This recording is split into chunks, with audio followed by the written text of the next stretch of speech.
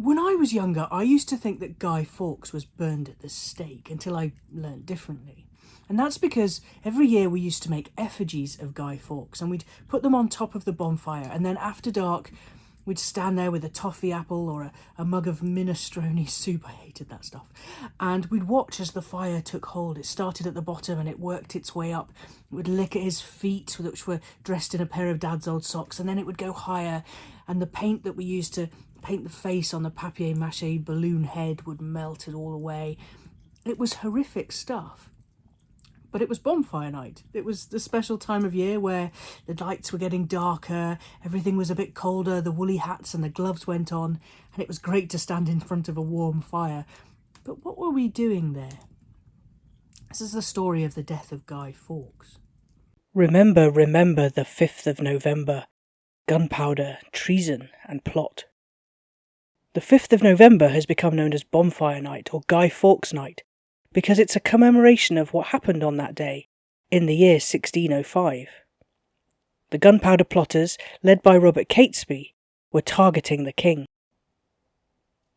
James VI of Scotland had also become James I of England. He was a Protestant, and Catholics across the land were not given any of the religious freedoms that they'd hoped for since their harsh days of persecution under his predecessor Elizabeth I. A plot was uncovered that, had it been successful, would have had far-reaching consequences.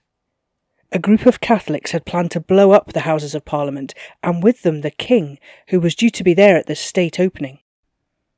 He would have been killed, along with his immediate successors, and the way would be paved for a replacement, a Catholic one. An anonymous letter had been sent to the Catholic MP William Parker.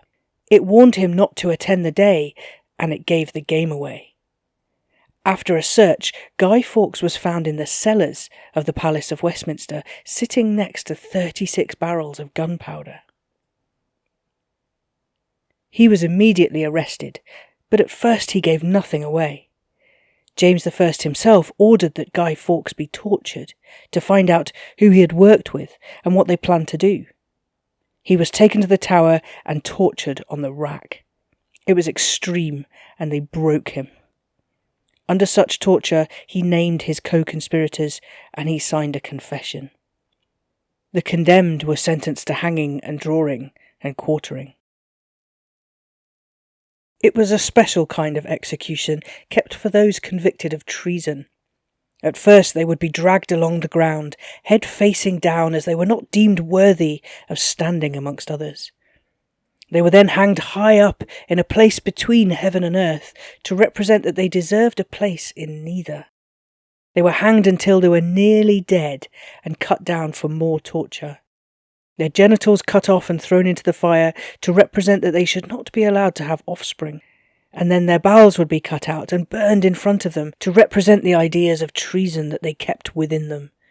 Similarly, the heart would be cut out, and that represented the evil treason that they gave their heart to.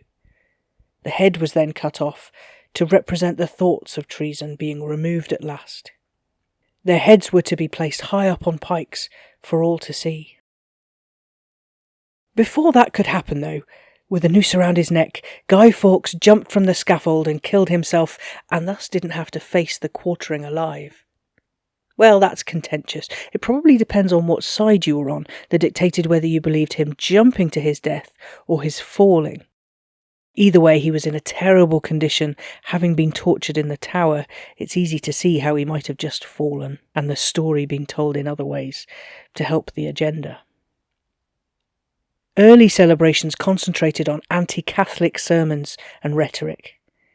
Nowadays, those reasons for the annual event are lost amongst the lighting of bonfires, the setting off of fireworks, and charitable fundraising. In the past, if children had made effigies of the guy, they would wheel them through the streets in a pram or a cart and ask for a penny for the guy. They'd be given pennies, and they could then buy sweets and treats. Today, an effigy is often placed on the bonfire, though some don't even represent Guy Fawkes. Effigies now tend to be made of political and other figures who have made the headlines of late. Bonfire nights are used by local communities to raise charitable funds, rattling buckets to collect donations as you enter the field to watch the firework displays. It's not about the persecution of Catholics anymore.